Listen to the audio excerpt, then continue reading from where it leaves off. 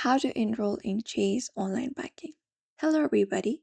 In today's video, we will be guiding you step by step in order to do so. So let's just get started.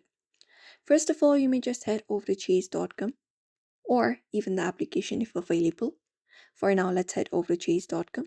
And once you are there, at the top right corner of your screen, you can easily find an option called sign in. You can tap on it. After tapping on it, you will be taken to the login page of the Chase. So wait for that page to load up. And then once it loads up, you can see we are in the login page where we can enter up our username, and right below it we can enter up the following password of that account and sign in. But if you have not enrolled yet in Chase online banking, we can find an option called not enroll sign up now option right below forgot username / password. So you can head over that option, navigate through it and tap on it. And then once you tap on it, you should be redirected to another page. Again, wait for that page to load up. Now here in this page, you can just get started with the process of online banking. Here you can look out for that. You can scroll down and we have the section where you need to provide in some details about yourself.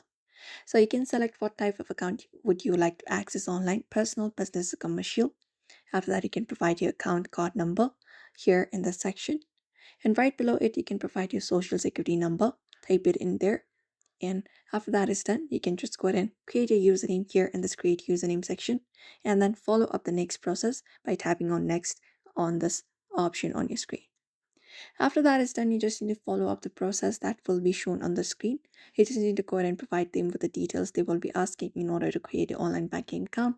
Once everything completes, you can just go ahead and verify yourself, and once that is done, you will be easily enrolled in Chase online banking very quickly. So that is it. You may follow up this method if you would like to do so.